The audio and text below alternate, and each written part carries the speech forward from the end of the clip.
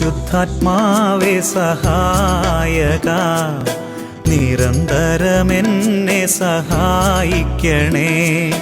നിത്യവും കൂടെ വസിക്കുന്നോനേ, അഭിഷേകത്തിൻ അഗ്നി നിറച്ചിടണേ.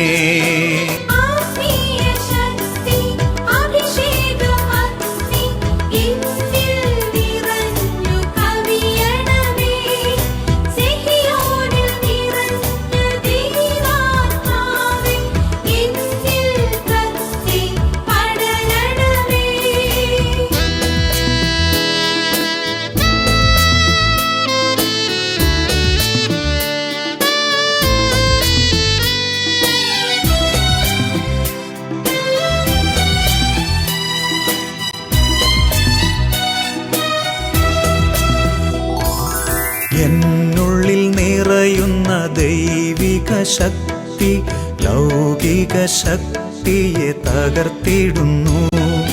പാപനീതി ന്യായ ബോധ്യങ്ങൾ ഹൃത്തിൽ നിറച്ചെന്നെ അഭിഷേചിക്കൂ.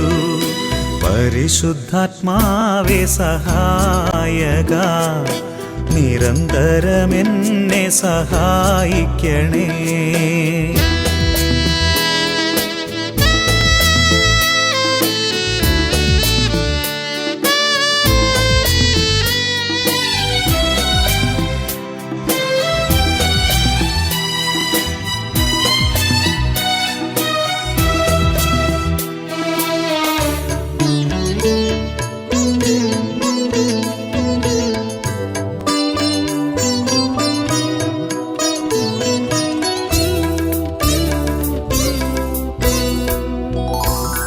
വചനം പഠിക്കുവാൻ കൃപ ചൊരിയണമേ, അനുസ്മരിച്ചിടാനും വരമരുളൂ. ദൈവപുത്രന് സാക്ഷ്യമേകാൻ അഭിഷേക അഗ്നിയെ ജ്വലിപ്പിച്ചിടൂ.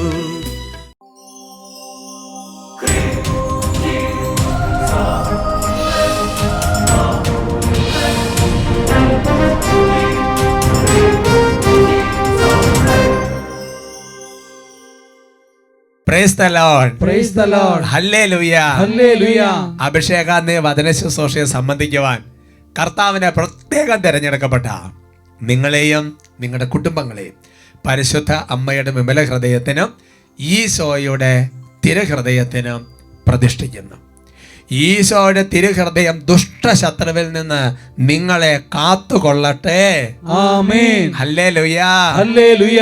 ഇതെല്ലാം ഒരു ആശീർവാദമാണ് കേട്ടോ, ഒരു ആശീർവാദവും പ്രാർത്ഥനയാണ്. അതെല്ലാം കൃപയോടെ സ്വീകരിക്കണം. സന്തോഷത്തോടെ പറയാം hallelujah. Hallelujah. Price the lord. Praise the Lord. പ്രിയമുള്ള സഹോദരങ്ങളെ, നമ്മൾ ഈ അഭിഷേകാന്ത ശുശ്രൂഷയെ സംബന്ധിക്കുമ്പോൾ പട്ടാലച്ചൻ പരിപ്രാവശ്യം ആവർത്തിച്ചിട്ടുള്ളൊരു കാര്യമാണ്, നമ്മളൊരു ധ്യാന കേന്ദ്രത്തിലിരുന്ന് ധ്യാനം കൂടുന്നത് പോലെ, ഒരു കൺവെൻഷൻ ഗ്രൗണ്ടിലിരുന്ന് വലിയ കൺവെൻഷൻ സംബന്ധിക്കുന്നത് പോലെ വേണം നമ്മൾ ശുശ്രൂഷകൾ സംബന്ധിക്കാൻ. നമ്മൾ ഈ കൺവെൻഷൻ നടക്കുമ്പോൾ, ധ്യാനങ്ങൾ നടക്കുമ്പോൾ, ശുശ്രൂഷകൾ നടക്കുമ്പോൾ നമ്മൾ ചെയ്യേണ്ട ഒരു കാര്യം, നമ്മുടെ ആവശ്യങ്ങൾ കർത്താവിനോട് നമ്മൾ പറയണം. നമ്മുടെ ആവശ്യങ്ങൾ കർത്താവിൻ്റെ സന്നിധിയിൽ വെളിപ്പെടുത്തണം. ദൈവത്തിന് നമ്മുടെ ആവശ്യങ്ങൾ പറയുക ദൈവത്തിന് വലിയ സന്തോഷമാണ്. പറഞ്ഞ ഹല്ലേലൂയ. ഹല്ലേലൂയ. രണ്ടാമത്തെ സങ്കീർത്തനത്തിൽ വചനം എങ്ങനെയാണ് വെളിപ്പെടുത്തുന്നത്? വചനം ഇതാണ്, എന്നോട് ചോദിച്ചു കൊള്ളുക, ദേശങ്ങൾ ഞാൻ നിനക്ക് അവകാശമായി തരും. എഫേസ്യർ ലേഖനത്തിൽ മനോഹരമായ വചനമുണ്ട്. താൻ ആവശ്യപ്പെടുന്നതിലും ചോദിക്കുന്നതിലും കൂടുതലേ ദൈവം തരുവുള്ളൂ. ഹല്ലേലൂയ. ഹല്ലേലൂയ. തന്നോട് ചോദിക്കുന്നവർക്ക് എത്ര അധികമായി നന്മകൾ നൽകും. ഹല്ലേലൂയ. ഹല്ലേലൂയ. അപ്പോ ഞാൻ ഉദാഹരണം പറഞ്ഞാൽ, ആദ്യം കയറുന്ന പള്ളിയിൽ നിയോഗം വെക്കുക, അല്ലെ നമ്മുടെ സഭയിൽ ഇങ്ങനെ ഒരു പാരമ്പര്യ രീതിയാണ് എന്ന് പറയുന്ന പോലെ തന്നെ കൺവെൻഷൻ, അതായത് നമ്മൾ ഒറ്റയ്ക്ക് പ്രാർത്ഥിക്കുന്ന പോലെ അല്ല, വലിയ കൂട്ടായ്മയാകുമ്പോൾ അവിടെ ദൈവത്തിൻ്റെ സാന്നിധ്യം ഉറപ്പാണ്. ആ കൂട്ടായ്മയ്ക്ക് നടുവിൽ ദൈവമുണ്ട്. അപ്പോൾ അതുകൊണ്ട് നമ്മൾ കൂട്ടായ്മ ശുശ്രൂഷകൾ ഇങ്ങനെ സ്തുതിക്കുമ്പോൾ ഇങ്ങനെ ദൈവത്തോട് ഓരോ കാര്യങ്ങൾ പറയണം. അതിനകത്ത് കാര്യമുണ്ട്. നിങ്ങൾ സാക്ഷ്യം കേൾക്ക്. എൻ്റെ പേര് മഞ്ജു, രാമപുരം ഇടവകയിൽ നിന്ന്. പാലായി തന്നെ രാമപുരം ഇടവകയാണ്. ഞങ്ങൾക്ക് കല്യാണം കഴിഞ്ഞിട്ട് 4 വർഷമായിട്ടും കുട്ടികളാവുന്നില്ലായിരുന്നു. 4 വർഷമായി കല്യാണം കഴിഞ്ഞിട്ട്, പക്ഷെ മക്കളുണ്ടാകുന്നില്ല. അങ്ങനെ 2017 ഇവിടുത്തെ കൺവെൻഷൻ, അഭിഷേകാഗ്നി കൺവെൻഷൻ, ഞങ്ങൾ രണ്ടുപേരും ഇവിടെ കുറവലങ്ങാട് കൺവെൻഷൻ വട്ടാഴ്ച നേതൃത്വം നൽകിയ കുറവലങ്ങാട് കൺവെൻഷനിൽ വന്ന് സംബന്ധിച്ചു. പിറ്റേ വർഷം ഡിസംബർ ആയപ്പോഴത്തേനും ഞങ്ങൾക്ക് ദൈവം 2 ഇരട്ട കുട്ടികളെ നൽകി. ഇരട്ട കുഞ്ഞുങ്ങളെ നൽകി കർത്താവ് അനുഗ്രഹിച്ചു. ഹല്ലേലൂയ. കർത്താവ് കൊടുക്കുമ്പോൾ ഒരു കയ്യും കണക്കില്ലാതെ ഇങ്ങോട്ട് കൊടുക്കും. Price the Lord. അപ്പോൾ ഇത് കൺവെൻഷൻ കൂടി വിശ്വാസത്തോടെ പ്രാർത്ഥിച്ചു. ദൈവമേ, മക്കള് ദൈവത്തിന്റെ ദാനമാണ്, കർത്താവെ തരണമെന്ന് പറഞ്ഞ് ഇതേപോലെ കൺവെൻഷൻ ശുശ്രൂഷകളിൽ ചങ്കുപൊട്ടി നിലവിളിച്ച് കരഞ്ഞ് സ്തുതിപ്പിന്റെ സമയത്തൊക്കെ പ്രാർത്ഥിച്ചു. ദൈവം അത്ഭുതം ചെയ്ത് അനുഗ്രഹിച്ച് കുട്ടികളെ ആയിട്ട് വന്നിരിക്കുകയാണ്. സന്തോഷത്തോടെ പറയാം ഹല്ലേലൂയ. ഹല്ലേലൂയ. ചാടി എഴുന്നേൽക്കാം. കുട്ടികളൊക്കെ വേഗം ചാടി എഴുന്നേറ്റോ. പ്രിയമുള്ള സഹോദരങ്ങളെ, ഈ സ്തുതിപ്പിന് സമയത്ത് നമ്മൾ കർത്താവിനോട് കുറേ കാര്യങ്ങൾ ഇങ്ങനെ പറയണം. ഒരു സമയം കഴിയുമ്പോൾ അതെല്ലാം നടക്കും. ഒറ്റയ്ക്ക് പ്രാർത്ഥിക്കുന്ന പോലെയല്ല, ഒരുമിച്ച് പ്രാർത്ഥിക്കുമ്പോൾ വ്യത്യാസമുണ്ട്. ഈശോ മേജർ മിറക്കിൾസ് എന്ന് പറഞ്ഞു കഴിഞ്ഞാൽ പിന്നെ ബാലിയെ ഉയർപ്പിക്കുന്നു, അങ്ങനത്തെ കാര്യങ്ങൾ ചെയ്യുമ്പോൾ ഈശോ 2-3 ശിഷ്യന്മാർ കൂടി ഒരു സമൂഹത്തിൻ്റെ കൂട്ടായ്മയുടെ പ്രാർത്ഥനയിൽ വലിയ അഭിഷേകത്തിൻ്റെ വെളിപ്പെടലുണ്ട്. നമുക്ക് പ്രാർത്ഥിക്കാം. ഹല്ലേലൂയ, ഹല്ലേലൂയ, ഹല്ലേലൂയ.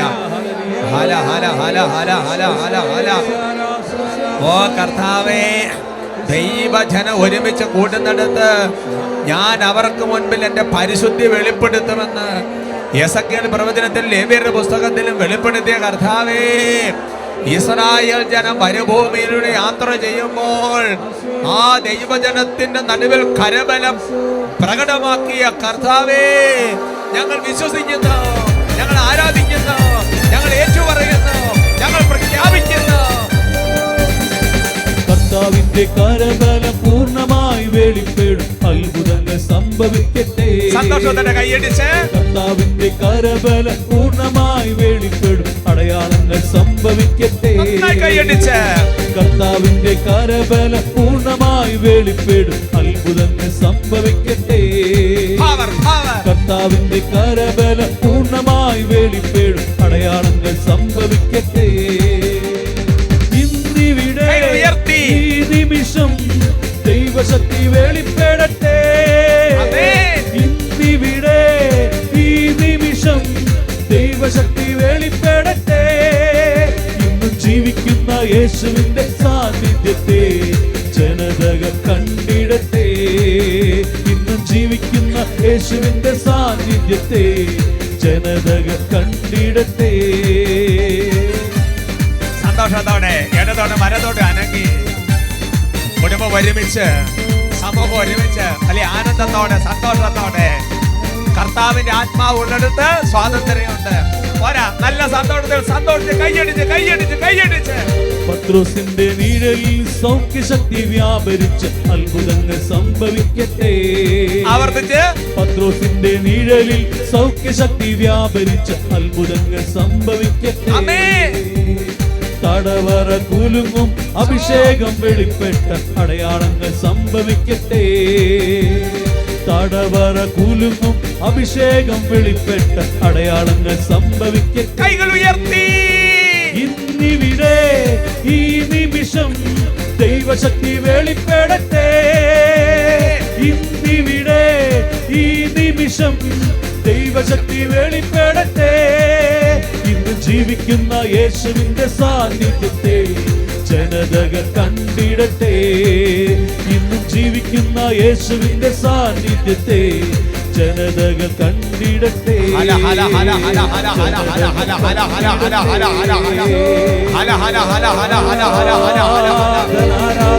പ്രിയപ്പെട്ട മക്കളെ, ഈ സ്തുതിപ്പിന്റെ സമയത്ത് അതിനെ തുറന്ന് സ്തുതിക്കുന്നതിന്റെ കൂട്ടത്തിൽ നമ്മുടെ ആവശ്യങ്ങൾ ദൈവസന്നിധിയിൽ വെളിപ്പെടുത്തുകയാണ്.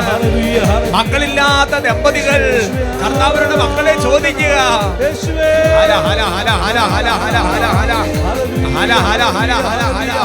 ജോലിയില്ലാത്തവർ കർത്താവിന്റെ സന്നിധിയിൽ നിലവിളിക്കുന്നു. പഠിക്കാൻ ബുദ്ധിമുട്ടുള്ള കുഞ്ഞുങ്ങൾ കർത്താവിനോട് ജ്ഞാനവും ബുദ്ധിയും ചോദിക്കുന്നു.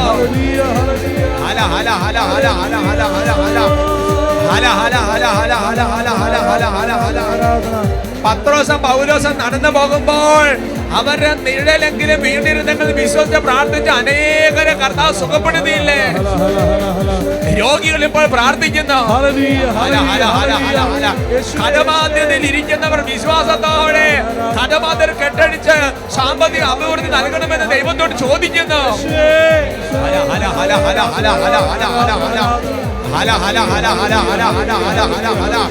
മനസ്സ് തകർന്നിരിക്കുന്നവർ, നിരാശപ്പെട്ടിരിക്കുന്നവർ, കർത്താവേ എനിക്ക് പ്രത്യാശ നൽകണമെന്ന് ചോദിക്കുന്നു.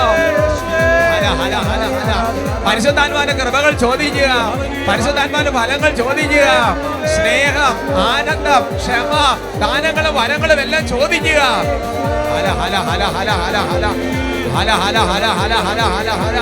കർത്താവേ പിടിച്ചു വെക്കാൻ പറ്റുന്നില്ല കർത്താവേ, വിശ്വാസം വർദ്ധിപ്പിച്ചെടുത്ത് പ്രാർത്ഥിക്കുക. ഓരോരുത്തരും അവരവരുടെ അവസ്ഥകൾക്ക് അനുസരിച്ച് ചോദിക്കുക. മറ്റാരും ശ്രദ്ധിക്കുന്നില്ല. ഈ സമൂഹത്തിന്റെ നടുവിൽ ഈശോ ഇടപെടുന്ന മണിക്കൂറാണല്ലോ ഇത്. വചനം പഠിക്കാൻ താല്പര്യമുള്ള അതിനുവേണ്ടി പ്രാർത്ഥിക്കുന്നു. പ്രാർത്ഥന വരങ്ങൾ ചോദിക്കുക. സുവിശേഷമല്ല ചെയ്യാൻ ആഗ്രഹം ഇപ്പോൾ ദൈവത്തോട് ചോദിക്കുക. ആരാധന ആരാധന ആരാധന ആരാധന. കർത്താവെ സ്തുതിക്കുന്നു സ്തുതിക്കുന്നു സ്തുതിക്കുന്നു സ്തുതിക്കുന്നു സ്തുതിക്കുന്നു സ്തുതിക്കുന്നു സ്തുതിക്കുന്നു കർത്താവേ, സ്തുതിക്കുന്നു കർത്താവേ.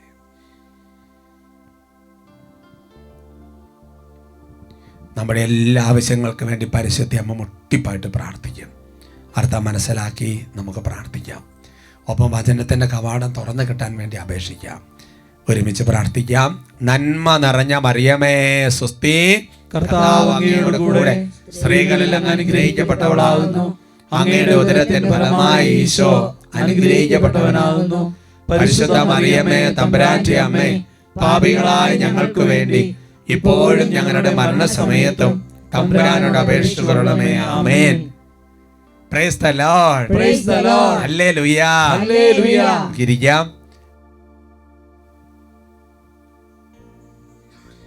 ഇന്ന് നമ്മൾ ചിന്തിക്കുന്ന വിഷയം, എത്ര കൊടുത്താലും തൃപ്തിയില്ല. പ്രിയമുള്ള സഹോദരങ്ങളെ, നമ്മുടെ ജീവിതത്തിൽ ഏതെങ്കിലും ഒരു കാര്യം നമുക്ക് ആവശ്യത്തിൽ കൂടുതൽ വന്നാൽ നോർമലി നമ്മളത് അവസാനിപ്പിക്കും. അപ്പോൾ ഭക്ഷണം കഴിക്കാൻ തുടങ്ങാൻ വിചാരിക്കുക. എത്ര വലിയ ഭക്ഷണക്കൊതി ഉണ്ടെങ്കിലും ഒരു സമയം കഴിയുമ്പോൾ മതിയാവും, അല്ലേ? തൃപ്തിയാവും. അതിനപ്പുറത്തേക്ക് ഇവനെ കഴിക്കാൻ പറ്റുകയില്ലാത്ത ഒരു സ്ഥിതിയിലേക്ക് വരും. വെള്ളം കുടിക്കാൻ വിചാരിച്ചാൽ എത്ര കണ്ടാ കുടിക്കുക എന്ന് പറഞ്ഞാൽ ഏതൊരു കാര്യത്തിനും ഒരു നിശ്ചിത എമൗണ്ട് കഴിഞ്ഞാൽ ഓക്കെ, ഒരു മിതത്വമുണ്ട്, ഒരു തൃപ്തിയുണ്ട്, അവസാനിപ്പിക്കുന്ന ഒരു ലെവലുണ്ട്. ഒരു കുട്ടിക്ക് കുറേ കളിപ്പാട്ടങ്ങൾ കൊടുത്താൽ കുറച്ച് കഴിയുമ്പോൾ അത് അതിനോട് ചെകിടിക്കും, അത് നിർത്തും അത്. എന്നാൽ എൻ്റെ പ്രിയപ്പെട്ട സഹോദരങ്ങളെ, എത്ര കൊടുത്താലും മതിവരാത്ത ഒരു സംഗതി നമ്മുടെ ശരീരത്തിലുണ്ട്. അതാണ് ഈ കണ്ണിൻ്റെ ദുരാശ എന്ന് പറയുന്നത്. എത്ര കണ്ടാലും, എത്ര അനുഭവിച്ചാലും, എത്ര കിട്ടിയാലും ഒരിക്കലും തൃപ്തി വരാത്ത സംഗതിയുണ്ട്. അതിനെക്കുറിച്ചുള്ള വചനങ്ങൾ നമ്മൾ ആഴത്തിൽ നിന്ന് പഠിക്കുകയാണ്. പ്രഭാഷകന്റെ പുസ്തകത്തിൽ 31-ാമത്തെ അധ്യായത്തിൽ 13-ാമത്തെ തിരുവചനം, അത്യാഗ്രഹമുള്ള കണ്ണ് ദുഷിച്ചതാണെന്ന് ഓർക്കുക. കണ്ണിനേക്കാൾ കൊതിയുള്ളതായി സൃഷ്ടികളിൽ എന്താണുള്ളത്? അത് നിമിത്തം ഓരോ മുഖവും കണ്ണീർ വാർക്കുന്നു. അവർക്ക് പറഞ്ഞ ഹല്ലേലൂയ, ഹല്ലേലൂയ എന്ന് പറഞ്ഞാൽ എൻ്റെ പ്രിയപ്പെട്ട സഹോദരങ്ങളെ, ദൈവത്തിന്റെ വചനം വെളിപ്പെടുത്തുകയാണ്, ഈ ഭൂമിയിലെ സൃഷ്ടികളിൽ ഏറ്റവും കൊതിയുള്ള ഒരു സംഗതി എന്ന് പറയുന്നത് കണ്ണാണ്. നിങ്ങൾ ചിന്തിച്ചു നോക്കിക്കേ, ഒരു ചെറുപ്പക്കാരൻ അശുദ്ധി കാണാൻ തുടങ്ങി വിചാരിക്കുക, ഫോൺ വീഡിയോസ് കാണാൻ തുടങ്ങി വിചാരിക്കുക, ചീത്ത വീഡിയോ കാണാൻ തുടങ്ങി വിചാരിക്കുക, എത്ര കണ്ടാലും, ഒരായുസ് മുഴുവൻ കണ്ടാലും അടങ്ങുകയല്ല. അശുദ്ധി എത്ര കണ്ടാലും കൊതി തീരില്ല. ഭക്ഷണം ഒരു സമയം കഴിഞ്ഞാൽ ചെകിടിക്കും, കഴിക്കാൻ പറ്റില്ല, ഛർദ്ദിക്കാൻ വേണ്ടി തുടങ്ങും, അല്ലേ? ഏത് വസ്തുക്കളുടെ സ്ഥിതിയാ നിങ്ങൾ ചിന്തിച്ച് നോക്ക്. അതായത് ഒരു ചെടിക്ക് വെള്ളം ഒഴിച്ചു കൊടുക്കാന്ന് വിചാരിക്കുക. ഒരു ചെടിക്ക് വെള്ളം ഒഴിച്ചു കൊടുത്തു കഴിഞ്ഞാൽ ആ ഭൂമി, ആ വെള്ളം ഇങ്ങനെ കുതിർന്ന ഒരു സമയം, അല്ലേ? സുഭാഷിതങ്ങളുടെ പുസ്തകത്തിൽ 27-ാമത്തെ അധ്യായത്തിൽ 20-ാം തിരുവചനം, പാതാളവും നരകവും ഒരിക്കലും തൃപ്തി അടയുന്നില്ല, മനുഷ്യന്റെ കണ്ണുകൾ ഒരിക്കലും സംതൃപ്തമാകുന്നില്ല. നരകത്തിലേക്ക് എത്ര ആത്മാക്കളെ കിട്ടിയാലും മതിയെന്ന് ഒരിക്കലും നരകം പറയില്ല. എന്ന് പറയുന്നത് പോലെ തന്നെയാണ് എൻ്റെ പ്രിയപ്പെട്ട സഹോദരങ്ങളെ, എത്ര തീറ്റ കൊടുത്താലും ഇതിനൊരു അവസാനമില്ല. മനുഷ്യന്റെ കണ്ണുകൾ ഒരിക്കലും കണ്ടാലും കണ്ടാലും കണ്ടാലും വീണ്ടും കാണണം, വീണ്ടും അനുഭവിക്കണം, വീണ്ടും ആസ്വദിക്കണം. എൻ്റെ പ്രിയപ്പെട്ട സഹോദരങ്ങളെ, അതുകൊണ്ട് വളരെ ഗൗരവത്തിൽ കണ്ണിനെ നിയന്ത്രിക്കുന്നതിനെ കുറിച്ച് ഒരു ദൈവ പൈതൽ മനസ്സിലാക്കണം. ഇന്ന് അനേകം പേർക്ക് തങ്ങളുടെ ജീവിതത്തിൽ തൻ്റെ ശരീരത്തെ പോലെ എന്ന് പറഞ്ഞാൽ ഒരു കാര്യത്തിനൊരു കൺട്രോളും ഇല്ലാതെ, ലക്കും ലഗാനും ഇല്ലാതെ ഓരോ മനുഷ്യ ജീവിതങ്ങൾ ഇങ്ങനെ പോകുന്നതിന് ഒരു കാരണമെന്ന് പറയുന്നത് ഈ മതി വരാത്ത കണ്ണിന്റെ ദുരാശയെ നിയന്ത്രിക്കാനുള്ള ഒരു സ്റ്റെപ്പ് എടുക്കാത്തത് കൊണ്ടാണ്. മത്തായിയുടെ സുവിശേഷത്തിൽ 6-ാമത്തെ അധ്യായത്തിൽ 22-23 തിരുവചനങ്ങൾ. കണ്ണാണ് ശരീരത്തിന്റെ വിളക്ക്. കണ്ണ് കുറ്റമറ്റതെങ്കിൽ ശരീരം മുഴുവൻ പ്രകാശിക്കും. കണ്ണ് ദുഷ്ടമാണെങ്കിലോ ശരീരം മുഴുവൻ ഇരുണ്ടു പോകും. നിന്നിലെ പ്രകാശം അന്ധകാരമാണെങ്കിൽ അന്ധകാരം എത്രയോ വലുതായിരിക്കും. ഹല്ലേലൂയാ, ഹല്ലേലൂയാ എന്ന് പറഞ്ഞു കഴിഞ്ഞാൽ ഈ ശരീരത്തെ മുഴുവൻ നിയന്ത്രിക്കണമെങ്കിൽ നമ്മൾ ചെയ്യേണ്ട കാര്യമെന്ന് പറയുന്നത്, ഈ ശരീരം പ്രകാശിക്കണമെങ്കിൽ നമ്മൾ ചെയ്യേണ്ടത് ഈ കണ്ണിനെ നിയന്ത്രിക്കണമെന്നുള്ളതാണ്. ഈ ശരീരത്തെ മുഴുവൻ നിയന്ത്രിക്കാൻ 2 അവയവങ്ങൾ നിയന്ത്രിച്ച് പഠിക്കണമെന്നാണ് വചനം പിടിപ്പെടുന്നത്. ഒന്നാണ് കണ്ണ്, മറ്റൊന്നാണ് നാവ്. അതിനെക്കുറിച്ച് കഴിഞ്ഞ ഒരു എപ്പിസോഡ് ഞാൻ പറഞ്ഞിട്ടുണ്ട്, എന്നാലും അതിനൊന്ന് ആവർത്തിക്കുകയാണ്. യാക്കോബ് ലേഖനത്തിൽ 3-ാമത്തെ അധ്യായത്തിന്റെ 2-ാം തിരുവചനം. സംസാരത്തിൽ തെറ്റുവരുത്താത്ത ഏവനും പൂർണ്ണനാണ്, തൻ്റെ ശരീരത്തെ മുഴുവൻ നിയന്ത്രിക്കാൻ അവന് കഴിയും. ഇന്ന് ജഡികാസത്തെ നിയന്ത്രിക്കാൻ പറ്റുന്നില്ല, ശരീരത്തിന്റെ ആസക്തികളെ നിയന്ത്രിക്കാൻ വേണ്ടി പറ്റുന്നില്ല, ശരീരത്തിന്റെ പ്രവണതകൾ നിയന്ത്രിക്കാൻ വേണ്ടി പറ്റുന്നില്ലെങ്കിൽ അതിന്റെ ഒരു കാരണമെന്ന് പറയുന്നത് കണ്ണിനെയും നാവിനെയും നിയന്ത്രിക്കുന്ന കാര്യത്തിൽ നീ പരാജയപ്പെട്ടാൽ നിന്റെ ശരീരത്തിന്റെ ദുർവാസനകളെ ജീവിതത്തിൽ ഒരിക്കലും നിയന്ത്രിക്കാൻ പറ്റിയല്ല. കണ്ണിന് വിശപ്പിനനുസരിച്ച് തീറ്റ കൊടുത്തോണ്ടിരുന്നാൽ ഒരിക്കലും നിന്റെ ശരീരത്തിന്റെ മേൽ നിനക്കൊരു അധികാരം കിട്ടുമെന്ന് വിചാരിക്കരുത്. എൻ്റെ സഹോദരങ്ങളെ, അതായത് ആദ്യത്തെ പ്രഭാഷണ തുടക്കത്തിൽ പറഞ്ഞ അതിന് ഓർക്കുന്നില്ലേ, അനേകം പേര് കണ്ണീർ വാർക്കാൻ കാരണമായി തീർന്നത് ഈ കണ്ണിന്റെ ദുരാശ കൊണ്ടാണ്. അനേകം പേര് കണ്ണുനീര് വാർത്ത് ജീവിതത്തിന്റെ സായാഹ്നത്തിൽ നിൽക്കേണ്ടി വരുന്നത് ഈ കണ്ണിനെ നിയന്ത്രിക്കാത്തത് കൊണ്ടാണ്. ഒരുപാട് അപകടങ്ങളുണ്ട്. പ്രഭാഷകന്റെ പുസ്തകത്തിൽ 9-ാമത്തെ അധ്യായത്തിൽ 5-ാം തിരുവചനം. കന്യകയുടെ മേൽ കണ്ണ് വയ്ക്കരുത്, നീ കാലിടറി വീഴും, പരിഹാരം ചെയ്യേണ്ടി വരും എന്ന് പറഞ്ഞാൽ എൻ്റെ പ്രിയപ്പെട്ട സഹോദരങ്ങളെ, അതെന്ന് പറഞ്ഞാൽ നീ കുടിപ്പിടിക്കാൻ പ്രായമാകാത്ത ചെറിയ കൊച്ചുങ്ങളെ പോലും കണ്ട വെടുതേവില്ലാത്ത ആസക്തികളെ കലുഷിതമായ കണ്ണാണ് നിന്റേതെങ്കിൽ നീ മനസ്സിലാക്കുക, നിന്റെ ജീവിതത്തിന്റെ മധ്യാഹ്നത്തിലോ സായാഹ്നത്തിലോ നിന്റെ ജീവിതത്തിന്റെ ഏതെങ്കിലും കാലഘട്ടത്തിൽ നീ കാലിടറി വീഴാൻ ഇടവരും. അതിനെ വെളിപ്പെടുത്തുകയാണ്, നീ പരിഹാരം ചെയ്യേണ്ടി വരും. പ്രഭാഷകന്റെ പുസ്തകത്തിൽ 9-ാമത്തെ അധ്യായത്തിൽ 8-ാം തിരുവചനം. രൂപവതിയിൽ കണ്ണ് പതിയരുത്, മറ്റൊരുവന് സ്വന്തമായ സൗന്ദര്യത്തെ അഭിലഷിക്കരുത് എന്ന് പറഞ്ഞാൽ എൻ്റെ പ്രിയപ്പെട്ട സഹോദരങ്ങളെ, കാണാൻ ഷേപ്പുള്ളത് മുഴുവൻ കാണാൻ വേണ്ടി നിൽക്കരുത്. മറ്റൊരുവന് സ്വന്തമായിരിക്കുന്ന അന്യന്റെ ജീവിത പങ്കാളി നീ ആഗ്രഹിക്കരുത്. നിന്റെ കണ്ണിന്റെ ദുരാശ അതിന്റെ പിന്നാലെ പോകരുത്. കാരണം വളരെ ഗൗരവതരമായ അപകടം അതിന്റെ പിന്നിലുണ്ട്. വിശുദ്ധ മത്തായിയുടെ സുവിശേഷത്തിൽ 5-ാമത്തെ അധ്യായത്തിന്റെ 28-ാം തിരുവചനം. എന്നാൽ ഞാൻ നിങ്ങളോട് പറയുന്നു, ആസക്തിയോടെ സ്ത്രീയെ നോക്കുന്നവൻ ഹൃദയത്തിൽ അവളുമായി വ്യഭിചാരം ചെയ്തു കഴിഞ്ഞു. ആസക്തിയോടെ സ്ത്രീയെ നോക്കുന്നവൻ ഹൃദയത്തിൽ അവളുമായി വ്യഭിചാരം ചെയ്തു കഴിഞ്ഞു. ഉച്ചത്തിൽ പറഞ്ഞ ഹല്ലേലൂയാ, ഹല്ലേലൂയാ, പറഞ്ഞ ഹല്ലേലൂയാ, ഹല്ലേലൂയാ. പത്രോസിന്റെ 2-ാമത്തെ ലേഖനത്തിൽ 2:14 പഠിപ്പിക്കുകയാണ്, വ്യഭിചാരാസക്തി നിറഞ്ഞതും പാപത്തിൽ നിന്ന് വിരമിക്കാത്തതുമാണ് അവരുടെ കണ്ണുകൾ. ഈ ഒരു കാലഘട്ടത്തിൽ ഞാൻ ചിന്തിക്കുകയാണ് എൻ്റെ പ്രിയപ്പെട്ട സഹോദരങ്ങളെ, കണ്ണിനൊരു തെളിച്ചമില്ല, കണ്ണിനൊരു പ്രകാശമില്ല, കണ്ണിനൊരു പവറില്ല. വ്യഭിചാര ആസക്തി നിറഞ്ഞ കണ്ണുകള്, പാപത്തിൽ നിന്ന് വിരമിക്കാത്ത കണ്ണുകള്. ഇങ്ങനെ എൻ്റെ പ്രിയപ്പെട്ട സഹോദരങ്ങളെ, ഈ വചനം കേൾക്കുന്ന ഓരോരുത്തരോടും ദൈവാത്മാവ് പറയാണ്, നീ ഇങ്ങനെ കണ്ണിന്റെ മനസ്സിന്റെ അഭിലാഷങ്ങളെ പിന്തുടർന്നാൽ ഒരു കാലഘട്ടം കഴിയുമ്പോൾ ന്യായവിധിക്ക് വേണ്ടിയിട്ട് ദൈവം വിളിക്കും. കണ്ണുനീർ മാർക്കേണ്ട ദിവസങ്ങൾ വരും. അതുകൊണ്ടാണ് എൻ്റെ സഹോദരങ്ങൾ സഭാപ്രസംഗന്റെ പുസ്തകത്തിൽ വചനം വെളിപ്പെടുത്തുന്നത്. സഭാപ്രസംഗന്റെ പുസ്തകത്തിൽ 11-ാമത്തെ അധ്യായത്തിന് 9-ാം തിരുവചനം, യുവാവേ, യുവതി, യുവത്വത്തിൽ നീ സന്തോഷിക്കുക. യൗവനത്തിന്റെ നാളുകളിൽ നിന്റെ ഹൃദയം നിന്നെ ആനന്ദിപ്പിക്കട്ടെ.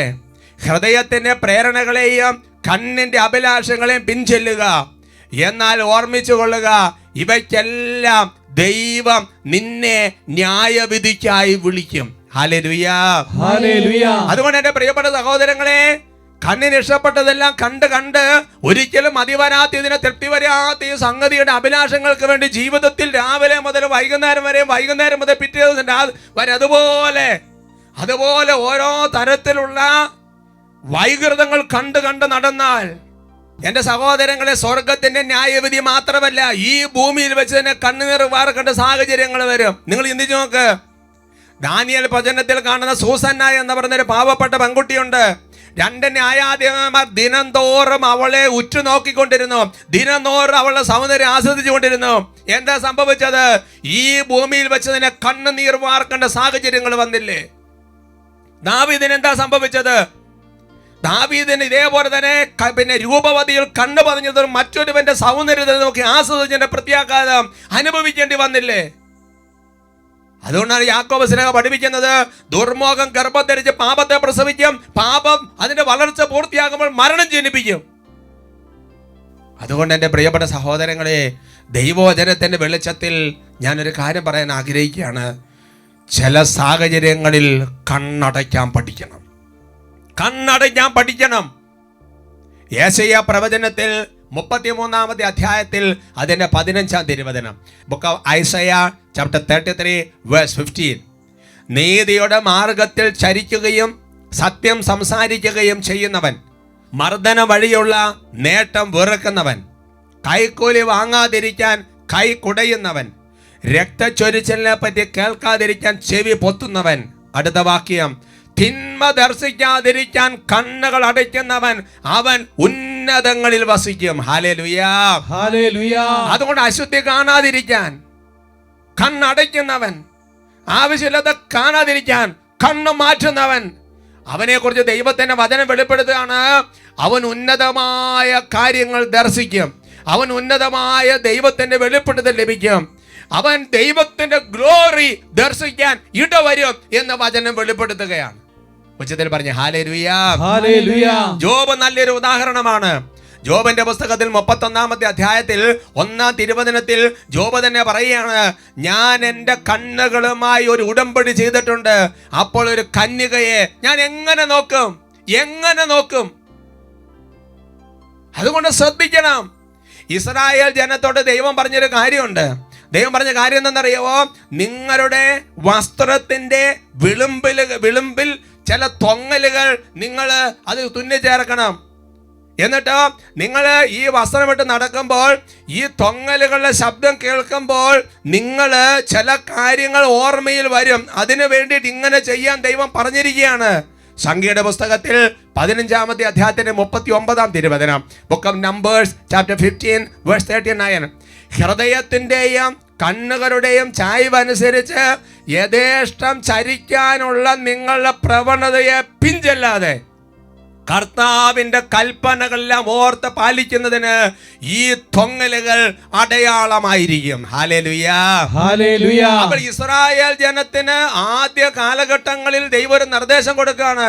വസ്ത്രത്തിൽ ചില തൊങ്ങലുകള്, ഒരുമിച്ച് പറയാം ഹല്ലേലൂയാ, ഹല്ലേലൂയാ. വാഹനം ഓടിക്കുമ്പോൾ പ്രിയപ്പെട്ട സഹോദരൻ ചില സൈൻ ബോർഡുകൾ വെച്ചിട്ടുണ്ടാകും.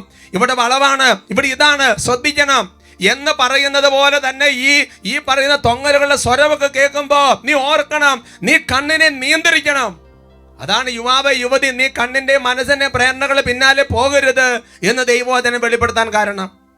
അതുകൊണ്ട് എൻ്റെ സഹോദരൻ, അശുദ്ധിയിലേക്ക് നയിക്കുന്ന എന്തെങ്കിലുമൊക്കെ സംഗതികൾ നമ്മുടെ മൊബൈലുകളിലോ നമ്മുടെ ടാബുകളിലോ കമ്പ്യൂട്ടറുകളിലൊക്കെ ഉണ്ടെങ്കിൽ, അല്ലെങ്കിൽ ഞാൻ കുറച്ചുകൂടെ കടത്തി പറയുകയാണ്, നിന്റെ കണ്ണിനെ നിയന്ത്രിക്കാൻ നിനക്ക് തടസ്സമായി നിൽക്കുന്ന ഇങ്ങനത്തെ ഉപകരണങ്ങളുണ്ടെങ്കിൽ മാറ്റ്. എസെക്കിയേൽ പ്രവചനത്തിൽ 20-ാമത്തെ അധ്യായത്തിൽ 7-ാമത്തെ തിരുവചനം വെളിപ്പെടുത്തുകയാണ്. ഞാൻ അവരോട് പറഞ്ഞു, നിങ്ങളുടെ കണ്ണുകളെ പ്രലോഭിപ്പിക്കുന്ന മ്ലേച്ഛ വസ്തുക്കൾ നിങ്ങൾ ഓരോരുത്തരും ദൂരെ എറിഞ്ഞു കളയണം. അത് അന്നത്തെ കാലത്ത് വിഗ്രഹാരാധനയുമായി ബന്ധപ്പെട്ടതാണെങ്കിൽ ഇന്നത്തെ കാലഘട്ടത്തിൽ നമ്മുടെ ജീവിതത്തിന്റെ അശുദ്ധിയിലേക്ക് നയിക്കുന്ന മേഖലകൾ ഉപേക്ഷിക്കാൻ ഒരു തീരുമാനം എടുക്കണം. അല്ലാതെ ആഴ്ച പോയിട്ട് ഞാൻ ഈ പാപം ചെയ്തു കുമ്പസാരിച്ചാൽ മാത്രം പോരാ. ചില തീരുമാനങ്ങൾ എടുക്കണം. പാപത്തിന്റെ സാഹചര്യം മാറ്റാൻ തീരുമാനം എടുക്കണം. എങ്കിലേ ജീവിതത്തിന്റെ സായാഹ്നത്തിൽ നമുക്ക് ദൈവത്തിന്റെ മഹത്വം ദർശിക്കാൻ വേണ്ടി പറ്റുള്ളൂ. ഹബക്കുക്ക് പ്രവചനത്തിലെ വചനം വളരെ പ്രധാനപ്പെട്ടതാണ്. ദൈവത്തിന്റെ കണ്ണുകളെ കുറിച്ച് വെളിപ്പെടുത്തുന്നതാണത്. അങ്ങയുടെ കണ്ണുകൾ തിന്മ ദർശിക്കാൻ അനുവദിക്കാത്ത വിധം പരിശുദ്ധമാണല്ലോ. ഹല്ലേലൂയാ, ഹല്ലേലൂയാ. അതുകൊണ്ട് പ്രാർത്ഥിക്കണം, ദൈവമേ തിന്മ ദർശിക്കാതിരിക്കാൻ തക്കവിധം എൻ്റെ കണ്ണുകളെ പരിശുദ്ധമാക്കണമേ എന്ന് പ്രാർത്ഥിക്കണം. തിന്മ ദർശിക്കാതിരിക്കാൻ തക്കവിധം എൻ്റെ കണ്ണുകൾ ഒരു ഉടമ്പടി ചെയ്ത കണ്ണുകളാക്കി മാറ്റണമേ എന്ന് പ്രാർത്ഥിക്കണം, ജോബിനെ പോലെ. അങ്ങനെയാണെങ്കിൽ മഹത്വത്തിൽ ദൈവത്തിന്റെ മഹത്വം ദർശിക്കാൻ കർത്താവ് നമ്മളെ അഭിഷേകം ചെയ്യും. ആമേൻ, ആമേൻ.